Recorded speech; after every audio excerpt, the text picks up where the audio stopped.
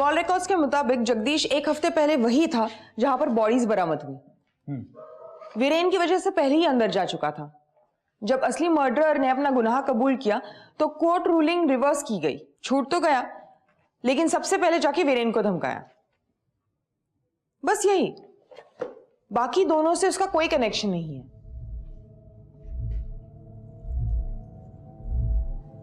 क्या हुआ सर? ये वही रिंग है ना जो हमें एविडेंस में मिली थी? ये तो वही सबा का पहला पति फिरोज। जो फाइल्स तुम लेके आई हो मैं वही पढ़ रहा हूं। इसका मतलब ये हुआ कि जो 3 डेड बॉडीज हमें मिली हैं उनमें से एक डेड बॉडी सबा के पहले पति फिरोज की हो सकती है। ये देखो, सबा के पहले पति को गायब हुए 1.5 साल हुआ है। 1.5 साल हो गए लापता हुए? उसे गायब हुए तो 1.5 साल हो गया ना। और पोस्टमार्टम रिपोर्ट के मुताबिक पहला आदमी जो मरा था वो भी 1.5 साल पहले ही मरा था। मतलब टाइमलाइन भी मैच होता है। Yes sir. सबा है ना बाहर? सर, वो डेड बॉडी फिरोज की है, इस बात को कंफर्म करने के लिए हमें डीएनए एविडेंस की जरूरत पड़ेगी। और आतिफ नाम का सबा का कोई पति है भी या नहीं, इस बात को कंफर्म करने का अच्छा मौका है हमारे सामने।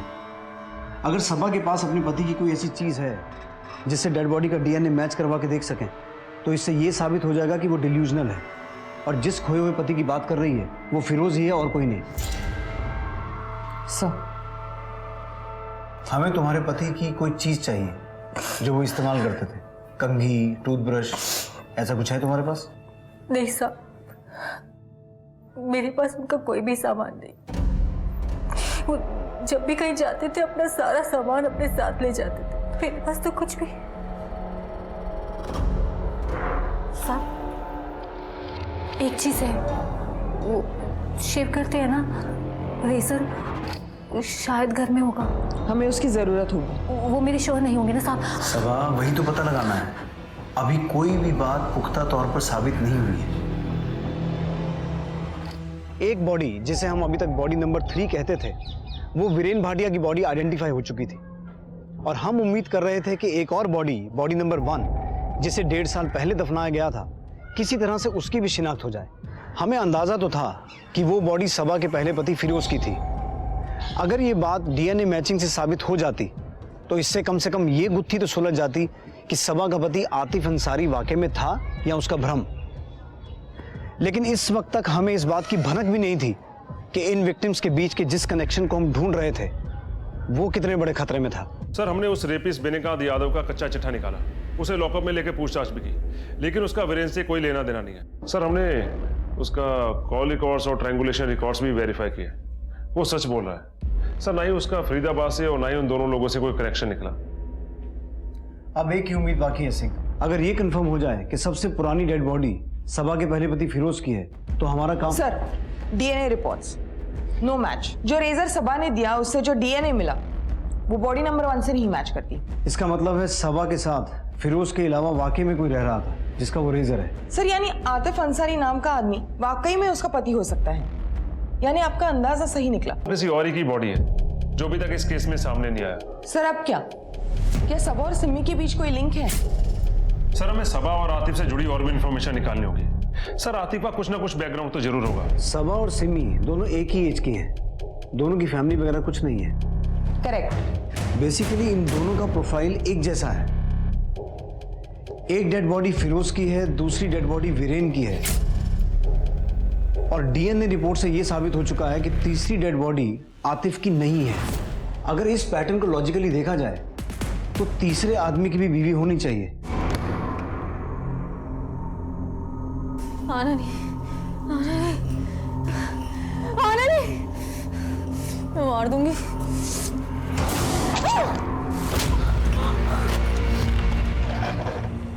मुझे लगता है हम अभी तक इस केस को गलत एंगल से देख रहे थे। मर्डरर के निशाने पर फिरोज या वीरेन नहीं, सबा और सिमी थे। हमें उस तीसरी औरत को ढूंढ निकालना होगा इससे पहले कि वो सीरियल किलर किसी और बेगुनाह को अपना निशाना बना। तुम? हाँ, बस एरिया में था, सोचा खबर लेता चलूं। अच्छा, आओ ना, अंदर आओ। आओ, बैठो। थैंक्स।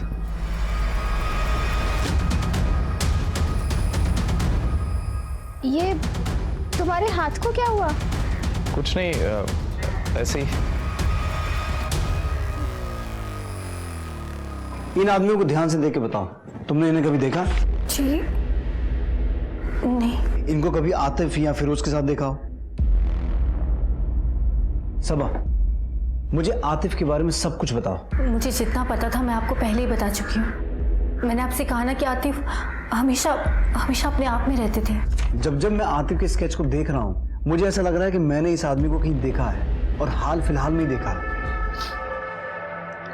धीरज रखो सिमी, तुम अकेली नहीं हो, मैं हूं ना। तुम मुझे शुरू से बताओ, तुम आतिफ को पहली बार कहाँ मिली थी, कैसे तुम्हारा मिलना जुलना बढ़ा, कैसे उसने तुम्हें शादी के लिए प्रपोज किया, सब कुछ। फिरोज के साथ ही मैं आतिफ से पहली बार मिली थी। आतिफ की सालगिरह पर हम लोग होटल में खाना खाने गए थे। उसके बाद हमारी मुलाकातें बढ़ती गईं और फिरोज के गायब होने के 2 हफ्तों बाद आतिफ ने मुझे पहली बार बताया कि वो मुझे पसंद करते हैं। और उसके बाद जब पुलिस ने केस बंद कर दिया तो। 1 मिनट, क्या कहा तुमने?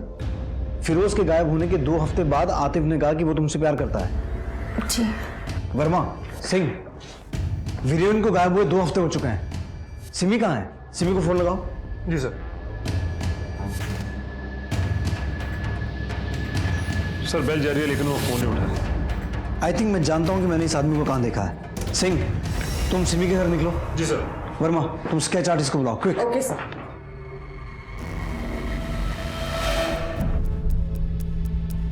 थोड़े बाल ऐड करो, आईब्रोज बना थोड़े थिक, और इसकी पगड़ी बना। ये तो उस दिन वीरेन के चौथे पे मौजूद था। क्या नाम था इसका? अम्बरीश, राइट? सब ठीक हो जाएगा। क्या ठीक हो जाएगा? अपने ठीक होने के लिए अब बचा भी क्या है? मेरे तो सब कुछ भी नहीं था, कोई फैमिली भी नहीं है। मैं वीरेन के बिना बिल्कुल अकेले हो गई हूँ। बिल्कुल अकेले। अकेली नहीं है, हम सब हैं आपके साथ। आपको कभी भी किसी भी चीज की जरूरत पड़े, मन हल्का करने के लिए अगर आप बात। लो तो चाय पी लो, फिर हमें आराम मिलेगा। आप सभी लोगों का बहुत बहुत धन्यवाद, आप लोग यहाँ आए।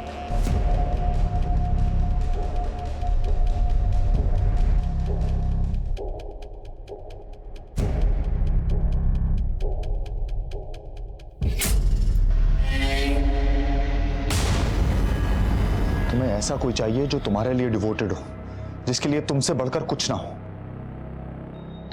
तुम जानती हो मैं तुमसे कितना प्यार करता हूं। मैंने क्या क्या किया तुम्हारे लिए। I love you Simi. हमेश, ये क्या बकवास कर रहे हो? मैंने सोचा था कि तुम बहुत अच्छे इंसान हो, वीरेन के दोस्त होने के नाते, लेकिन।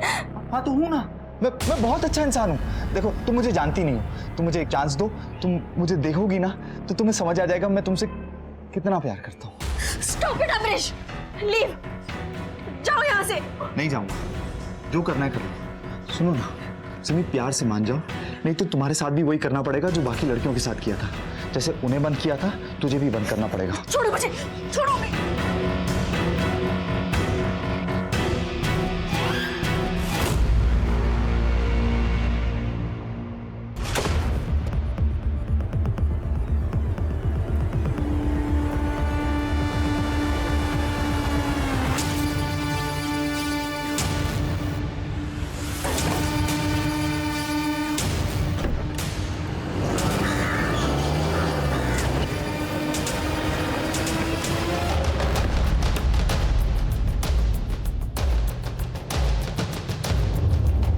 तुम जल्दी से पिछली तरफ देखो।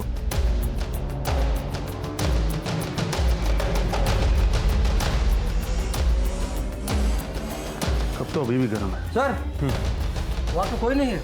वो लोग ज्यादा दूर नहीं गए होंगे। जल्दी से एपीपी जारी करवाओ और कंट्रोल रूम में कोऑर्डिनेट करके जल्दी से चारों तरफ नाकाबंदी करवाओ और उनका फोन ट्रेस करवाओ।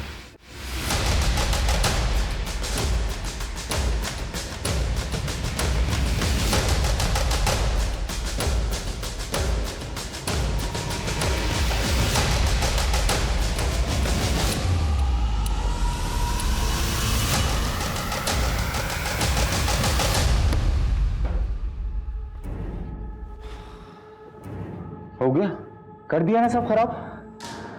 क्या क्या सपने देखे थे? हाँ, प्यार देना चाहता था ना, प्यार लेना चाहता था। उस सबा को देखो, कितनी अच्छी है वो, प्यार की असली कीमत जानती है वो। सिमी, सिमी उठो ना, सिमी।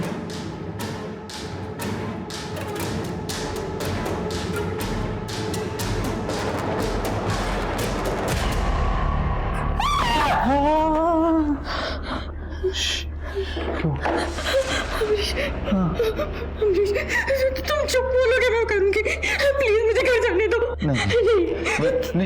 मैं तुम पे ट्रस्ट नहीं कर सकता। बोलो ना, बोलो आई लव यू, बोलो बोलो बोलो ना, बोलो ना आई।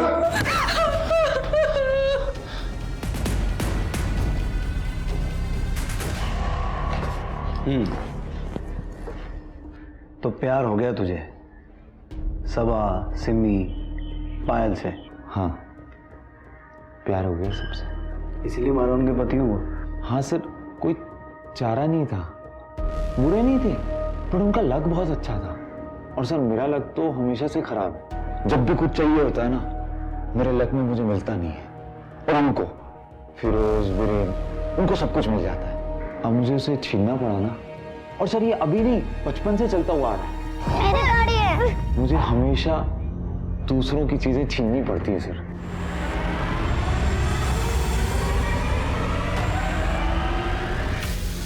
सब सबा को पहली बार देखा ना, तो मुझे प्यार हो गया। तो मैं अभी से आतिफ बन गया। सब कुछ अच्छा चल रहा था सर, मैं और सबा। सर फिर मैं पायल से मिला, फिर पायल से प्यार हो गया, और फिर तुझे सिमी से भी प्यार हो गया? सर उसी के चक्कर में तो ये बनाऊं।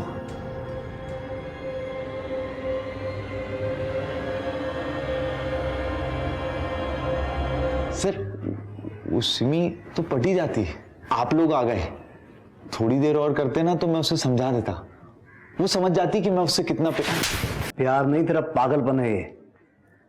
अब इसी पागलपन के चलते जिंदगी भर जेल में सड़ेगा तो।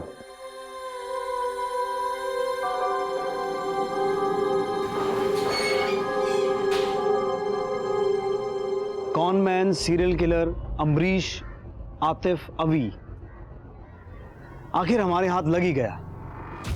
कोई भी रातों रात गुनाहगार नहीं बनता। अभी को भी एक मर्डरर बनने में समय लगा, और ये सब कुछ उसके माँ बाप के सामने हुआ। अगर उसके माँ बाप समय रहते उसे रोक देते तो फिरोज, वीरेन और पायल के पति सौरभ की जान बच जाती।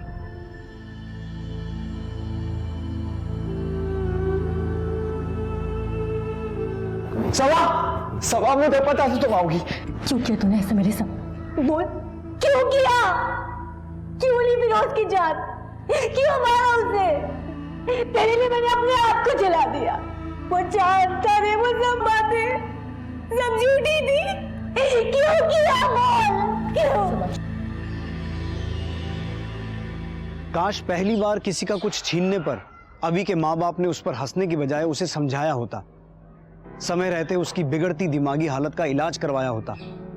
काश सबा का प्यार इतना अंधा ना होता तो ये सब कुछ होता ही नहीं। आपकी फैमिली के लोगों में, आपके आसपास आपको कोई भी ऐसी अजीब चीज नजर आए तो आंखें बंद मत कीजिए, मुंह मत मोड़िए, उसे ध्यान से देखिए, समझिए, और अगर जरूरत पड़े तो आवाज उठाइए, सवाल कीजिए। कल आपकी यही सतर्कता कई जाने बचा सकती है। अब मैं इंस्पेक्टर विक्रम ठाकुर आपसे विदा लेता हूं। आपसे जल्द मुलाकात होगी एक नए केस के साथ। देखो मुझे क्या मिला।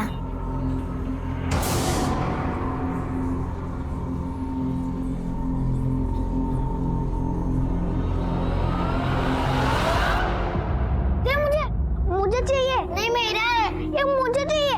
मेरी है। पर दे मुझे। मेरी गाड़ी है। मुझे भी मेरी गाड़ी है।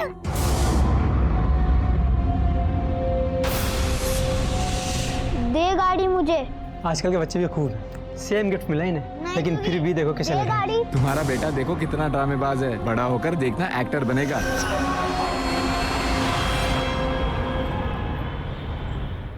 अभी कहाँ गया ये लड़का?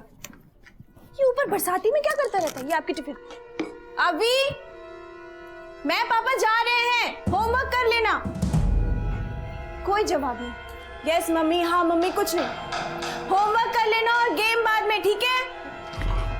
आपने टिफिन ली?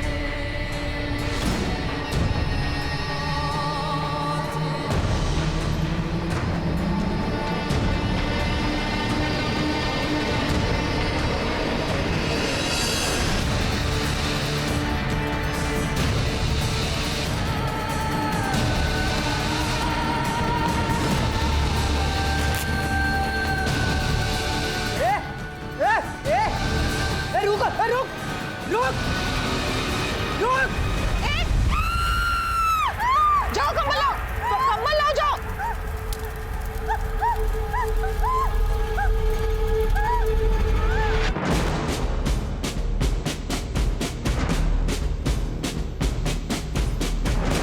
ना आप खामा खाइए, it's okay, I am fine. Verma, और ओके? ऑल ओके सर, ऊपर से थोड़ा जला है, लेकिन कांस्टेबल पाल के हाथ थोड़ा ज्यादा जले, ट्रीटमेंट चालू है। पेशेंट वो औरत? 25% बर्न्स है। लकीली वुंड ज़्यादा डीप नहीं है। थैंकफुली आग टाइम पे बुझा दी गई।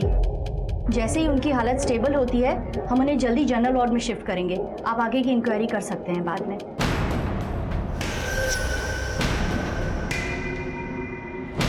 मैटर क्या है, कुछ पता चला?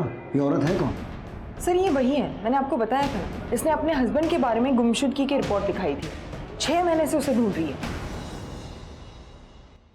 नमस्कार, मैं इंस्पेक्टर विक्रम ठाकुर। फरीदाबाद में मेरी पोस्टिंग हुए कुछ ही दिन हुए थे बतौर थाना इंचार्ज। मैंने चार्ज अभी तक ठीक से संभाला भी नहीं था कि अचानक एक इतना अजीब केस सामने आया। कह सकते हैं कि मेरे करियर का अब तक का सबसे चैलेंजिंग केस था ये।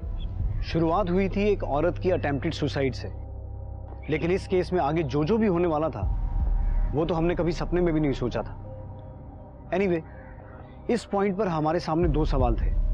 पहला ये कि ऐसा क्या हुआ था कि उस औरत ने पुलिस स्टेशन में आकर सबके सामने अपने आप को जिंदा जलाने की कोशिश की, और दूसरा, क्या इसमें हमारे डिपार्टमेंट का फॉल्ट था?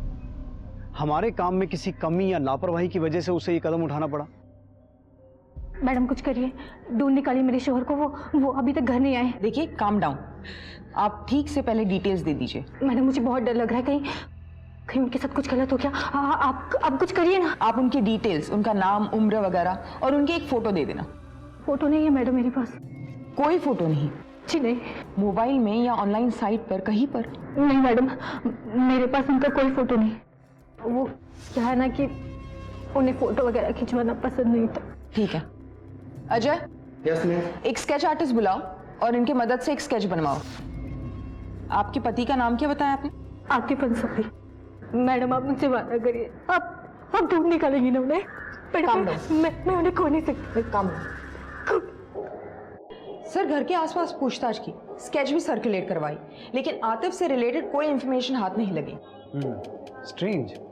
हाँ सर, पड़ोसी ने उसके बारे में सुना जरूर है, लेकिन उसे या दोनों को एक साथ कभी नहीं देखा। पति को तो मैंने कभी देखा नहीं, मतलब कुछ ही महीने हुए इधर शिफ्ट होके। कभी कभी जिक्र करती है कि काम के दौरान बाहर ही रहते हैं। सबा ने बताया था कि आतिफ उसे अपने फर्स्ट हस्बैंड फिरोज के थ्रू मिला है। आतिफ भी फिरोज की तरह ट्रांसपोर्ट बिजनेस में है, लेकिन जब ये बात हमने फिरोज की माँ से पूछी तो उन्हें भी आतिफ के बारे में कुछ भी नहीं पता था। कौन है ये? मैं तो इसे नहीं जानती। ये है मेरा बेटा फिरोज। 1.5 साल हो गए उसे लापता हुए, और वो सबा 2 महीने में ही सब कुछ छोड़ छाड़ कर चली गई। फिर क्या, ढूंढने से भी नहीं मिला। पुलिस ने भी मामला बंद कर दिया। तो ये ऑपरेट कहाँ से करते थे? सर एज ऑफ सच कोई ऑफिस या शॉप नहीं है इनका, लेकिन सेक्टर 8 में जितने भी ट्रांसपोर्ट एजेंसीज है, गैरेजेस हैं, वहां पूछताछ की। किसी ने भी उस स्केच को पहचानने से मना कर दिया। इस नाम का कोई भी नहीं है यहाँ पर। तो ये आतिफ नाम का कोई आदमी है भी या नहीं? वही तो सर, ना कोई डॉक्यूमेंट्स, ना कोई आईडी प्रूफ, ना ही कोई फोटो। हमको एक्चुअल में ऐसे ही लगने लगा कि कोई है ही नहीं। ये औरत मनगढ़ंत बातें बना रही है, शायद डेल्यूजन का शिकार होगी। एक बार ध्यान से देख लो। मैडम फोटो देखने की कोई भी जरूरत नहीं है। मैंने आपसे कहा ना कि ये फिरोज है, मेरे पहले शौहर। और ये भी लापता हुए थे। हाँ, अब लापता हो गए थे तो हो गए थे, इसमें मेरी क्या गलती है? और आप ये सवाल मुझसे क्यों कर रही है मैडम? अच्छा ठीक है, पानी पियो। आखिरी बार कब देखा था आपने आतिफ को? और आप दोनों के बीच कोई अनबन, झगड़ा? नहीं मैडम, सब ठीक था। मेरे और फिरोज के बीच में कभी कोई अनबन नहीं होती थी। फिरोज या आतिफ, किसकी बात कर रही हो तुम? आपने अभी कहा फिरोज। मैं आतिफ की बात कर रही थी, और फिरोज से मेरा कोई लेना देना नहीं है। उसे गायब हुए तो 1.5 साल हो गया ना, और मेरे शोहर तो अभी गायब हुए हैं। वो तो मिल जाने चाहिए था ना ढूंढने पर। आप कुछ करिए मैडम, मैडम ढूंढ निकाली उन्हें। धीरे धीरे मामला ठंडा भी होने लगा था, लेकिन अचानक ऐसा कुछ कर देगी ये सोचा नहीं था सर।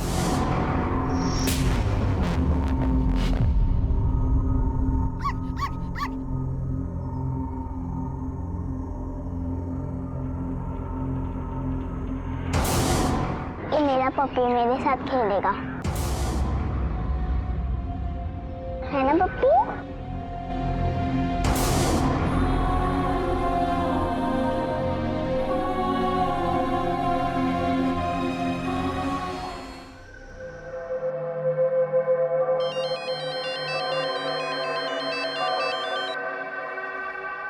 आई डोंट नो कैसी लग रही हूँ, खुद आकर देख लो। आज इतना स्पेशल दिन है और आज भी लेट। जल्दी आओ ना, मैं तुम्हारा वेट कर रही हूँ। Love you. फ्लावर कैसा दिए? 200 रुपए का। ये वाला भी देखा, फ्रेश है ना? हाँ फ्रेश है।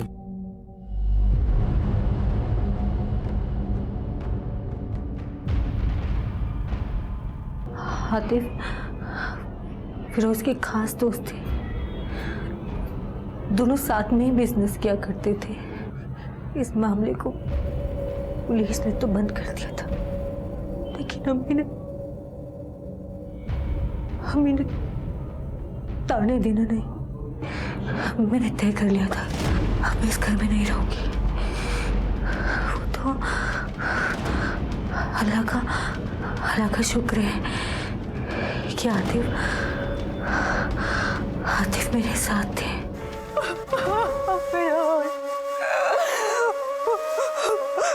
संभालो अपने आप को, अकेली नहीं हो तुम। आप हैं एक हौसला, एक उम्मीद है मुझे, वरना सोचो मत, पूरी जिंदगी पड़ी है तुम्हारे सामने, हक है तुम्हारा खुशियों पर। वक्त के साथ मैं और आतिफ बहुत करीब आते गए। लोगों ने हमारे बारे में भला बुरा कहना शुरू कर दिया था। उन्होंने मुझसे कहा कि वो मुझे अपनी बीवी बनाकर साथ रखेगी, इसलिए हम लोगों ने निकाह किया और वो मुझे अपने नए घर में ले गए। कितना टाइम हुआ यहाँ शिफ्ट हुए? 8-9 महीने हो गए होंगे। 8-9 महीने हो गए हैं, लेकिन तुम्हारे किसी भी पड़ोसी ने अभी तक आतिफ को देखा नहीं। मैं डाउट नहीं कर रहा हूँ, तुम जो कह रही हो सही कह रही हो, लेकिन बात सिर्फ इतनी सी है कि अगर तुम चाहती हो कि हम आतिफ को ढूंढें तो तुम्हें सब कुछ साफ साफ बताना पड़ेगा। वो हमेशा अपने आप में रहते थे, कैमरे से दूर भागते थे। फोटो वगैरह खींचना, उससे बातें करना, ये सब पसंद नहीं था उन्हें। आस पड़ोस के लोगों से भी कभी बात नहीं करते थे वो। तो ये सब कुछ तुम्हें कभी अजीब नहीं लगा? आतिफ कहते थे कि तुम और मैं, हम दोनों का एक छोटा सा संसार, अगर दुनिया वालों की नजर हम पर पड़ गई तो हमारे रिश्ते को नजर लग जाएगी। जो प्यार में मैं बचपन से ढूंढ रही थी वो मुझे आतिफ ने दी।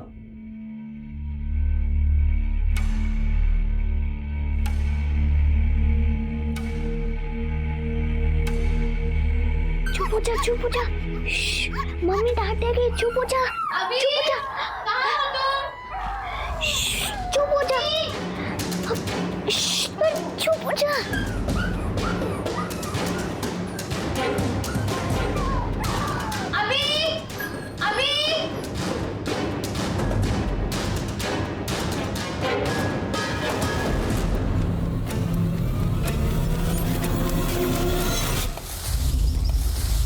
अरे भाई जल्दी जल्दी करो, शाम होने वाली है।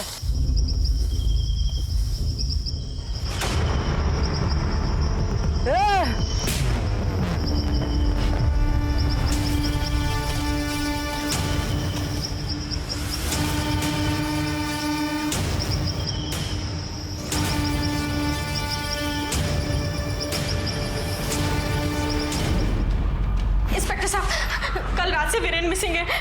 वीरेन मेरे हस्बैंड। सर प्लीज मेरी हेल्प कीजिए सर, उन्हें ढूंढिए सर। देखिए आप आराम से बैठिए। जी बताइए क्या हुआ? ये उनकी फोटो है सर, क्रिमिनल लॉयर है वो। फ्रेश है ना? हाँ। मैं उनका फोन भी ट्राई कर रही हूँ लेकिन उनका फोन स्विच ऑफ आ रहा है। सर कल हमारी मैरिज एनिवर्सरी थी, उनके घर आने के बाद हम लोग सेलिब्रेट करने वाले थे, लेकिन सर कल रात से वो घर नहीं लौटे सर। अच्छा, आपने इनका पूरा नाम क्या बताया? वीरेन भाटिया। अच्छा, उनकी पूरी डिटेल्स दीजिए। Age 32, height 6 feet. और सर कल जब वो घर से निकले थे तो उन्होंने लॉयर की ड्रेस पहनी थी। और सर वो ऑफिस बाइक से आते जाते। देखिए मैम, आप चिंता ना कीजिए, हम उन्हें जल्दी ढूंढ लेंगे। आखिरी बार जब इनकी अपनी बीवी से बात हुई थी, ऑफिस से निकल रहे थे। हाँ, आया था वीरेन की वाइफ का फ़ोन। वेडिंग एनिवर्सरी थी, वाइफ से बात करके इमीडिएट घर चला गया था वो। वाइफ को जानती हैं आप इनकी? जी, ऑफिस फंक्शन में मिली थी, प्लस वीरेन भी बात किया करते थे वाइफ के बारे में। संबंध कैसे हैं दोनों के, कुछ आइडिया है आपको? फिर शादीशुदा जिंदगी तो ठीक ही थी, दोनों खुश लगते थे। मतलब इतना करीब से नहीं जानता मैं, पार्टी वगैरह जब ऑफिस की होती थी तो बात हो जाती थी। मैंने सुना है कि उनकी बीवी का अफेयर था किसी के साथ।